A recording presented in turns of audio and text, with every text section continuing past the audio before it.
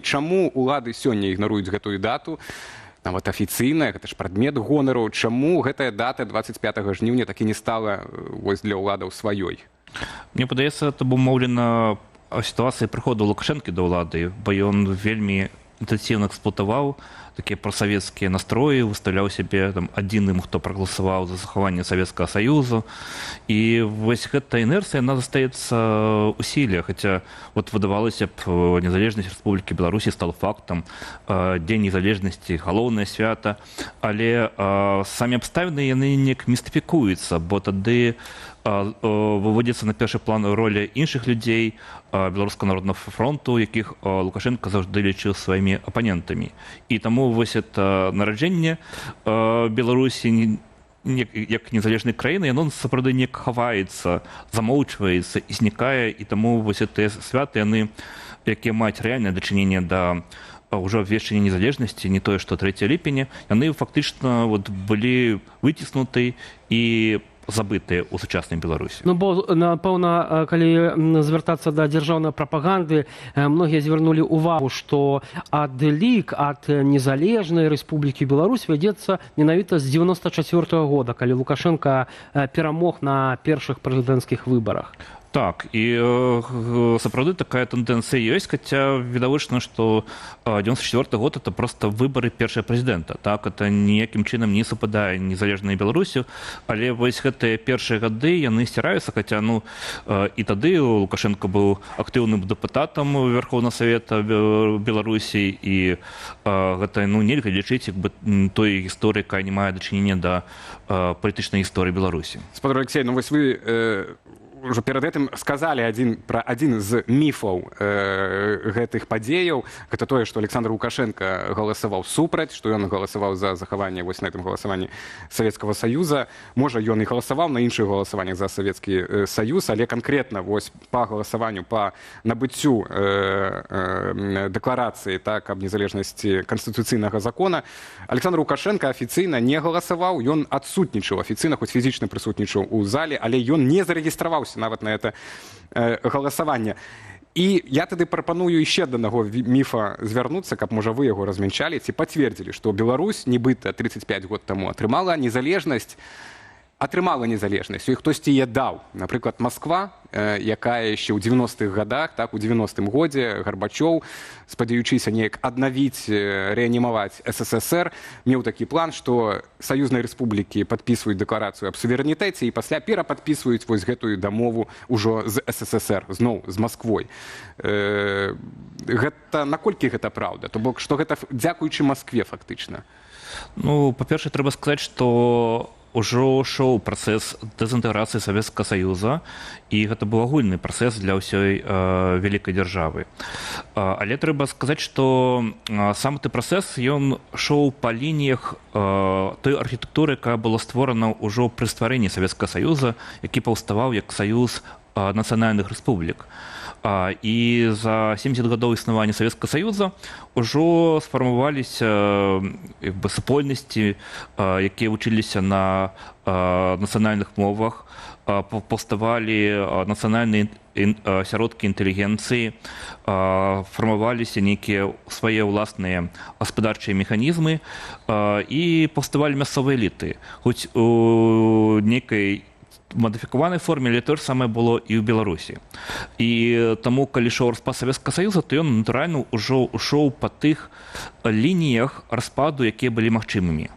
Гэта не было выпадковасцю, што паўстала вось такая структура, дзе паўстаюць саюзныя рэспублікі, якія абвяшчаюць сваю незалежнасць. Іншая рэч, што... Я выбачайце, то бок не было такога варыянта для Беларусі, што мы не становімся незалежнымі паводле дадзенай вось этой траекторыі, так скажем, которая ішла тады. Умоўна кажучы, чаму Беларусь стала незалежна, а Татарстан не? Так, я думаю, што тут, напэўна, прынцыповым быў момант 1918 года, як не дзіўна. Таму што калі была ўтворана Беларуская Народная Рэспубліка, калі яна была публічна абвешчана як незалежная, то это было такім крокам візіянерскім. тым крокам, які разрываў палітычную структуру існую і ствараў нешта новае. І ўжо пасля БНР ўжо аўтаматычна было абвешчана па сутнасці Беларуская Савецкая Сацыялістычная Рэспубліка, і гэта ўжо прывяло да стварэння адасобленай, прынамсі у палітычных межах Рэспублікі Беларусь. І вось гэты распад Савецкага Саюза, ён ужо па сутнасці успадковаў вось тую мару пра незалежную Беларусь, якая была закладзена ў 18 годзе.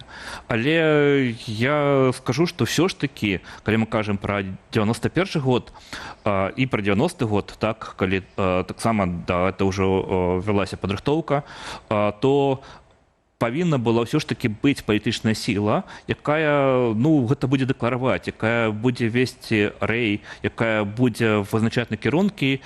І я думаю, што Беларусі пашанцавала, што ўсё ж такі была фракцыя БНФ у Верховным Савеце, якая выступила лідарам у гэтым змаганні за незалежнасць. Вот хацеў бы перайсці да наступнага, другога міфа пра тое, як Беларусь займела незалежнасць у 91 годзе, што менавіта гэтыя 27 дэпутатаў Верховнага Савета, яшчэ савецкага Верховнага Савета з 340 там з нечым дэпутатаў угаварыла вось гэтую камуністычную номенклатуру, але не Лукашенко, як мы ведаем, ён нават не галасаваў, прагаласаваць за гэтую дэкларацыю аб незалежнасці, так, ствараць войска і грошы.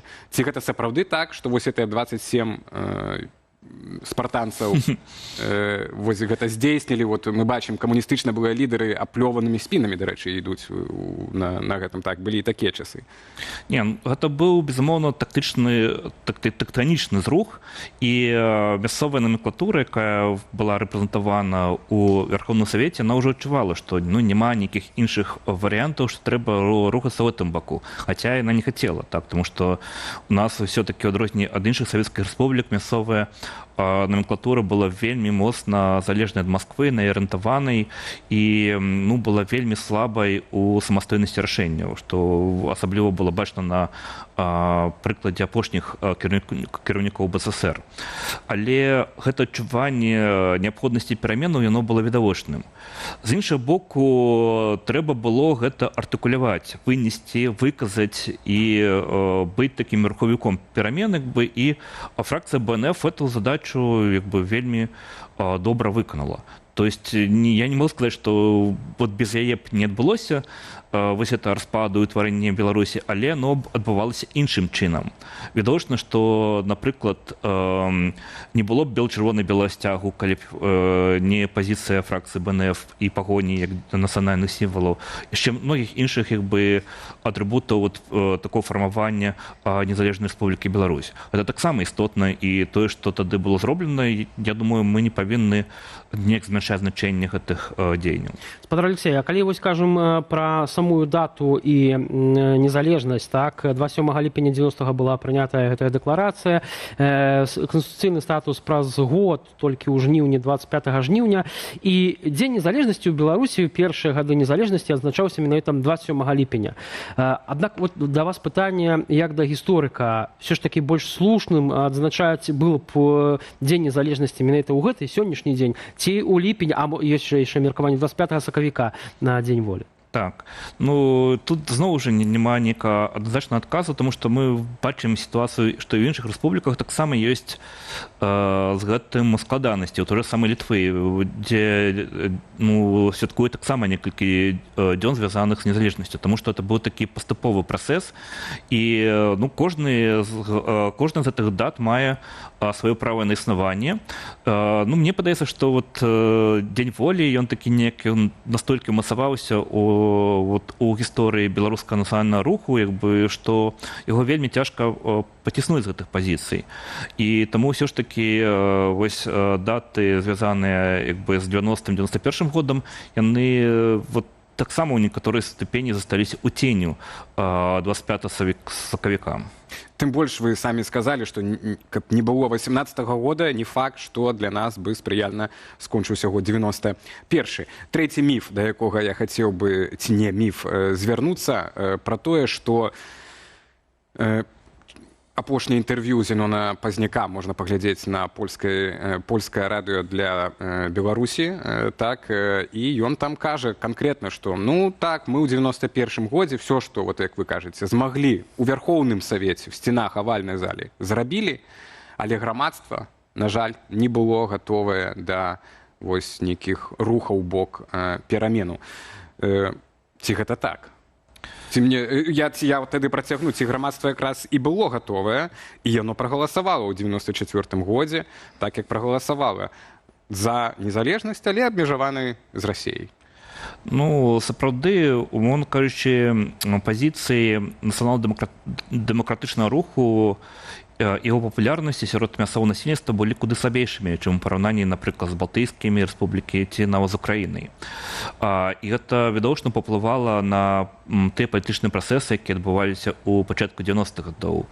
І заканамерны эканамічны крызіс, які адбываўся ў пачатку 90-х гадоў, ён таксама вёў да росту постсавецкай ностальгіі.